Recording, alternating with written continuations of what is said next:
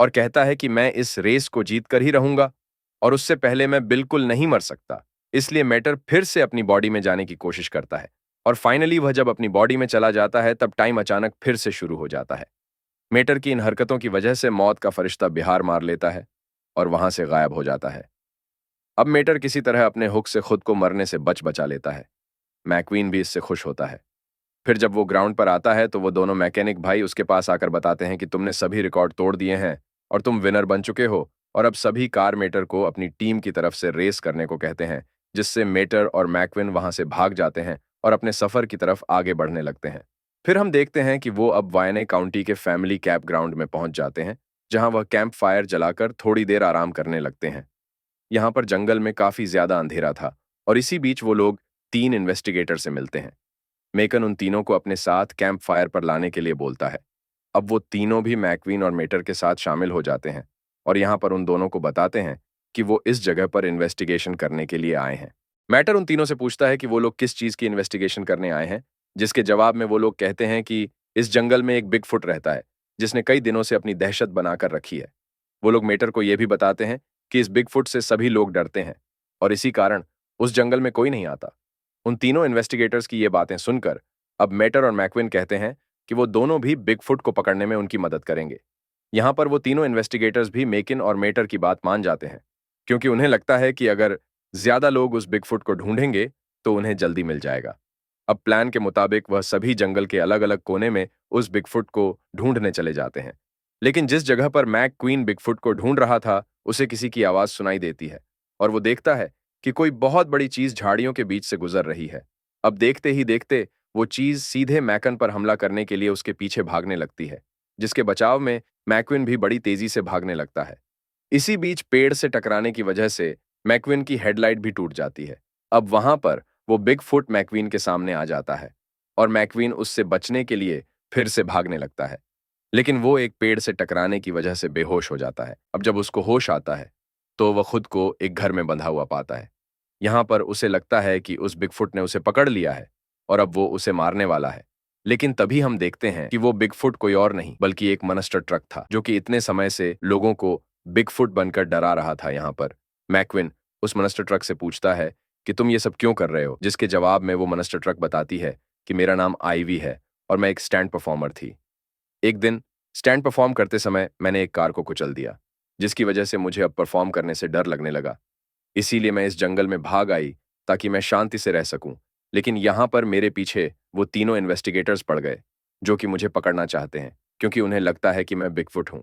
और जब उनकी बातें चल रही होती है कि तभी मेटर मैक्विन को ढूंढते ढूंढते वहां वहां पर पहुंच जाता है और वो देखता है कि असल में वो मनस्टर ट्रक ही बिगफुट है। यहाँ पर अब मेट को भी सारी बात पता चल जाती है और अब वो तीनों मिलकर उन इन्वेस्टिगेटर से पीछा छुड़ाने के लिए आईवी की मदद करते हैं और एक प्लान बनाना शुरू करते हैं ताकि वो इन्वेस्टिगेटर डर कर यहां से भाग जाए।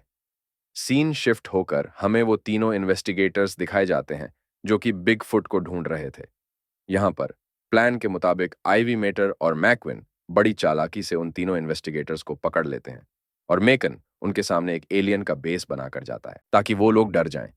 वहीं दूसरी तरफ मैटर ऐसा दिखाता है कि जैसे उसे एलियस ने पकड़ लिया हो और आईवी भी एक बड़े से एलियन के बेस में उनके सामने आ जाती है।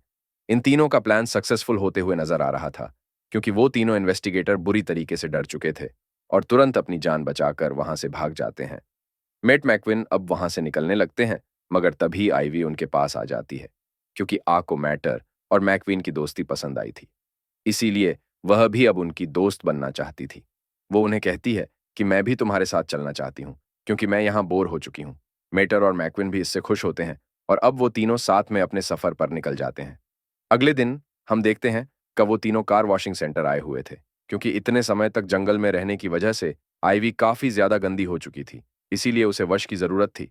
वहां पर वॉशिंग सेंटर पर एक कार आईवी को उस वॉशिंग मशीन के अंदर डाल देता है, जिससे बाहर निकलने के बाद आईवी एकदम चमकने लगती है और बहुत ज्यादा खुश नजर आती है। वो इस बात के लिए मैक्वीन और मैटर को थैंक यू कहती है, क्योंकि उन दोनों ने उसकी इतनी ज्यादा मदद की थी।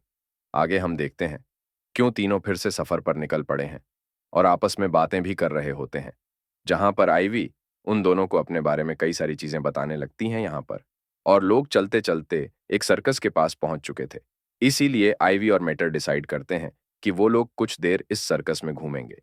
लेकिन यहाँ पर मैक्विन उस सर्कस के अंदर बिल्कुल नहीं जाना चाहता था, क्योंकि उसे बचपन से क्लाउन से डर लगता था। अब ना चाहते हुए भी मैक्विन को उन दोनों के साथ सर्कस के अंदर जाना पड़ता है। यहाँ पर वो तीनों कई सारे जोकर कार से मिलते हैं और बाकी कार्स की रेस को भी देखते हैं, जो कि उस सर्कस में स्टैंड परफॉर्म कर रहे थे। हालांकि उनकी परफॉर्मेंस देखकर मेकिन को काफी ज्यादा डर लगने लग जाता है, क्योंकि उसे पहले से ही उछल कूद वाली चीजों से नफरत थी। लेकिन यहाँ पर कुछ परफॉर्मर कार्स उन तीनों के पास आ जाते हैं और आईवी को देखकर कहते हैं कि तुम काफी ज्यादा मॉडिफाइड और परफेक्ट लग रही हो हमारे परफॉर्मेंस के लिए। यहाँ पर आईवी बहुत ज्यादा खुश हो जाती है, क्योंकि उसे सर्कस में परफॉर्मेंस करने का मौका मिल रहा था। लेकिन साथ ही साथ उसे यह भी डर लग रहा था कि कहीं उसके पिछले परफॉर्मेंस की तरह वो इस बार भी कुछ गड़बड़ी ना कर दें और किसी कार को ना कुचल दें। हालांकि मैटर और मैक्विन उसका हौसला बढ़ाने की काफी कोशिश करते हैं, जिसके बाद आखिरकार आईवी परफॉर्मेंस देने के लिए तैयार हो जाती है। यहाँ पर अब कई सारी कार्स एक लाइन में लगी हुई थी, जिनके ऊपर से छलांग मारकर आईवी को उन्हें पार करना था। जब वो स्टैंड करने लगती है, तब अचानक पहले की तरह उसका बैलेंस बिगड़ जाता है और वह एक कार पर गिरने वाली होती है। लेकिन तभी किसी तरह से वह खुद को बैलेंस और संभाल लेती है और वहीं पर डांस करने लग जाती है, जिससे वहां पर मौजूद किसी को भी पता नहीं चलता कि आईवी का बैलेंस बिगड़ चुका है, बल्कि उन सबको लग रहा था कि एक परफॉर्मेंस का ही पार्ट है। यहाँ पर आईवी के परफॉर्मेंस की वजह से सभी काफी ज्यादा खुश हो जाते हैं।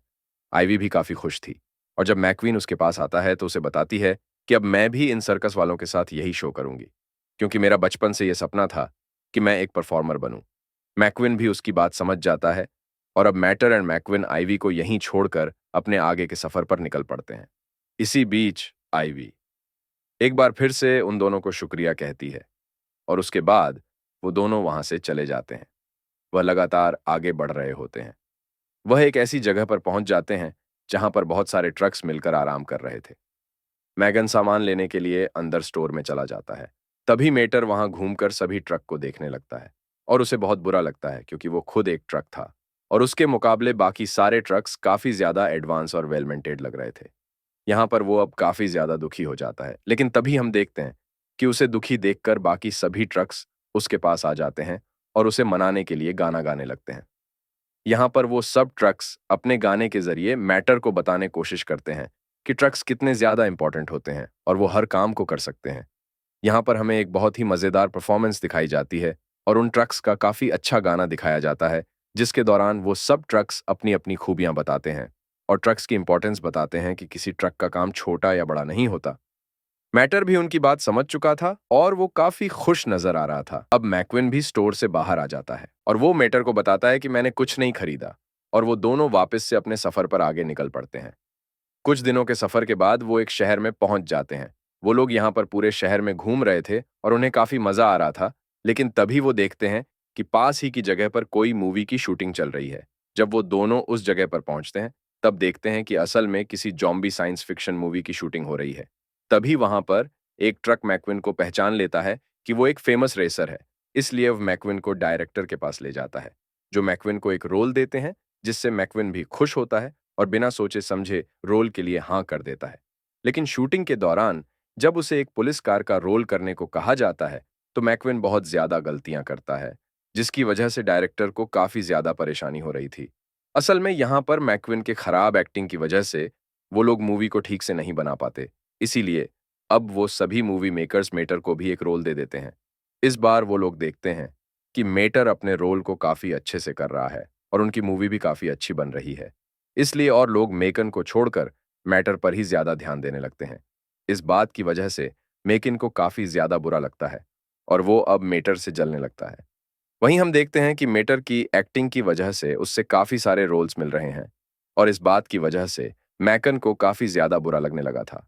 यहाँ पर एक मूवी के दौरान मेट्रो मेकिन को कॉस्ट्यूम्स दिए जाते हैं और उनका कलर भी बदल दिया जाता है।